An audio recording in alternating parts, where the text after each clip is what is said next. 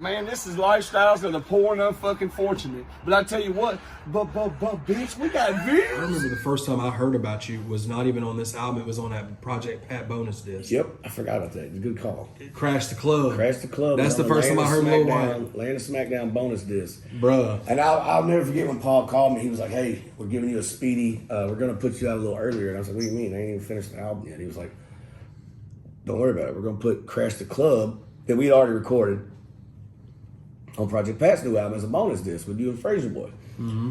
And I was like, fuck, all right, shit. So I get, what? Like, okay, cool. And I'll never forget it, man. I was with my first baby mama, my oldest daughter's mom. We were down on Summer Avenue at this like little spot where all these cars linked up every Friday, Saturday night or whatever. And we pulled up to this fucking lot and it's nothing but me. It coming out of every car. Like once everybody found out I was white, all the white boys here in Memphis was just on it. All the white girls. I mean, of course you had, whole city was on it, but the white folks ate that shit up.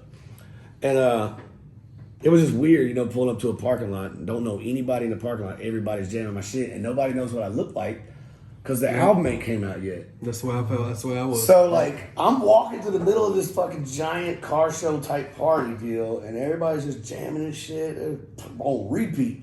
Just jamming it. You heard the new guy from 3 6 Mafia? I'm like, yeah, I've heard him.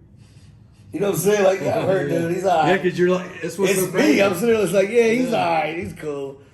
And, we ended up, that was a super hit success. Everybody loved that song. So as far as the Doubt Me Now album, that obviously was the biggest single from that album. Oh yeah, it wasn't even supposed to be a single. Right, it was like an album cut. Track. Yeah, it was just because you had cut. The Good Old Boys. Good Old Boys was on the radio here. I mean, it was being played on the radio. Crash the Club got played on the radio. And Oxycontin. This is my fucking thing with the FCC. As soon as I fucking first heard goddamn Molly Percocet on the radio, I was furious. Mm-hmm. I said, how the fuck has shit changed so much that 10 years ago, they wouldn't play a fucking, you couldn't even say the word pill on the radio. Now it's all you hear. That's all you fucking hear. Now I was like, man, like it's promoted. Yeah, if I'd have dropped Oxycontin now, I'd be the biggest shit in the world. Yeah. When I heard Future say Percocet, Molly Percocet, I looked over and was like, that's on the radio? I was like, oh, that's some bullshit, man. That's fucked up. Before your time, for sure. Yeah. I remember when I heard the Crash the Club record that you did on Pat's bonus disc, and then when it was on the album, it was a remix on the album Juvie, wasn't it? Yeah, it was that Juvenile remix. Yeah, Juvenile on there. Shout out to Juvenile. But that album, bro, I just remember when that album came out, song for song for song. I mean, I bought so many copies of that thing, bro, because it was back. I mean, that was back when.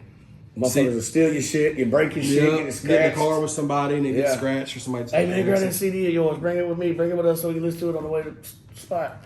So you saw when the success of that, then you started realizing we really do have something going here. Yeah, for sure. Like it was, I'd say about a year after Doubt Me Now dropped, 3 6 Mafia had a show. Which I had done a few shows here and there around the city and shit. I was getting booked a little Arkansas, Mississippi and shit, but I wasn't like out there because it was such an independent local shit.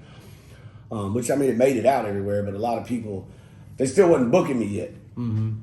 So Paul and Juicy had a show. It was a 3 6 Mafia show in Atlanta at the Tabernacle. So we were at the 3 6 Mafia show, and Paul and Juicy are like, I just went. I didn't even know I was really going to perform, so I went to the show, and Paul and Juicy were like, they already had the music loaded in the DJ booth and everything. I didn't have no idea about the shit.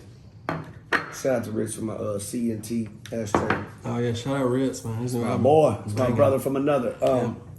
So we're on stage at the fucking venue, and Paul and Juicy, I'm backstage. I'm like to the side of the stage, chilling and shit, that just mobbing to the music, and they just stop the music. They're like, hey, we got a surprise for y'all. I'll never forget it. Nelly. And somebody else was on that show. I can't remember who the fuck else it was. It was Nelly. And anyways, don't matter. But we got a surprise for y'all. About a year ago, we signed a white artist. His name's Lil Wyte. He's out of Memphis, Tennessee. We're gonna let him rock a couple of songs. And I'm looking from the side of the stage like, are you fucking for real? Like, it's a packed house. I mean, there's 3 levels of this fucking club, and we're in this bitch. And I'm like, fuck. They're like, White, come on out. And I'm like, oh, okay. Like, I'm walking out there and they're like, look, y'all give our boys some love. If y'all fucking with the music, his new albums in stores, y'all go grab it. And we did We Ain't Playing. Man. We performed, I performed We Ain't Playing and Crash the Club. And We Ain't Playing came on. Dun, dun, dun, dun, dun, dun. And the crowd's kind of like just kind of standing there looking at me because they don't know what to expect. Yeah. Like a white boy with 3 6 miles. I can see it on everybody's faces. And I'm sitting there just like, oh, fuck, they're finna eat me alive. Yeah. They just come on. We ain't playing hell. And I started mobbing. They all just started. Motherfuckers just started slowly mobbing. Just got crazy and shit. That's my favorite one. And Paul and Juicy walked out on stage with me and shit. I'm rocking the fuck out of this fucking club. And that was when I really knew. Because it was Atlanta, you know what I'm saying? Atlanta, even like now that I've been to Atlanta a million times, like back then, Atlanta was a big city to me compared to Memphis. I don't know why. Yeah.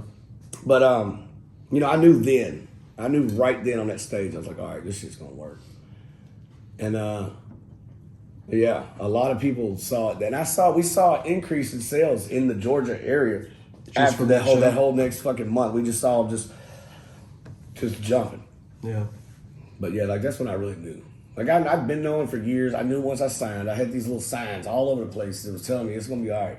Yeah. But then once I saw Atlanta just fucking just jumping, the whole fucking room was moving. Yeah. I was like, yeah, this is. Because that was the spot. I mean, Atlanta in the early 2000s, mid 2000s, bro. If you get popping there, bro, because another thing that was dope about all the Hypnotized Mind projects back then was the posse cuts. When everybody's song, you know what I'm saying? And the one that's on the Doubt Me Now one is a banger. They all were bangers, but when Paul called me, he was like, "Hey, we're done with the album." I was like, "Yeah, I know." He was like, "Well, there's one last thing to do." I was like, "What? We already shot the photos. We've got the cover. What else is left?" He was like, "The posse song." I was like, I get my own fucking posse song?" He was like, "Yeah, of course you do." I was like, "Yeah, dude." I'm just sitting there like, God, what the fuck? Yeah, man. And Paul and Juicy used to do that shit differently, man. They would bring everybody in different nights. They would record everybody's verses so nobody could hear each other's verses. So everybody gave it their all, you know. Yeah. You never know what the next artist is going to say. And then once the whole song was mixed and mastered and shit, then they'd bring everybody in and let them hear the whole finished song. That's dope. That's cool. And like, I'll never forget, we was all sitting in the studio and shit, and Paul's such a goddamn comedian as it is. Okay, ladies and gentlemen, we have Lil Wyte's Posse song done. And we played it, had this, and everybody in the room, we had like a little listening party for the whole album, and we played that last. And yeah, just being on a Posse song was just like such an honor, man. It was just like, and then now I've been on like Body Parts and shit, you know what I mean? Like, so to be on, like even, and it's like I still tell Paul this shit all the time, man. Like me and Paul talk like every week, at least once every week or so. He's like a fucking dad. Shout out to DJ Paul, man. That's my motherfucking dog. I talk to Paul all the time on the phone. We chop it up. We were just out in L.A. Me and my wife were out in L.A. about 3 months ago. And we were out there kicking it with him and Gangsta Boo and shit. And it's just, you know, he comes, picks us up from the hotel in his fucking Rolls Royce drop top. You know what I'm saying? I'm telling Nicole, my wife, I'm like, Paul told us the Uber's outside. And what he said something, he's like, your Uber's outside. Because he said he was going to give me an Uber. I was like, all right, whatever. Because he wanted me to come over to his crib and chill that night. I was like, all right, whatever. I'm cool with that. He texts me, he's like, Uber's outside. Me and Nicole walk outside, he's out front in the drop top rolls. I'm like, you're the Uber driver? He's like, yep. I was like, but I still tell him all the time, like, it's still surreal. You know, it's been 20 fucking years, it's still surreal. Like, we were talking, like, about even 2 weeks, last week or so, we were talking about all the Drake album. That's what we were talking about. We were talking about Drake's new album just came out with the song with Project Pat on it. Yep. And I was like, dude, it's just so crazy that what we did. Oh, I said what y'all did. And he always corrects me. He's like, don't y'all me. He said we. He's like, bro, you were there for the whole shit. Yeah, you were.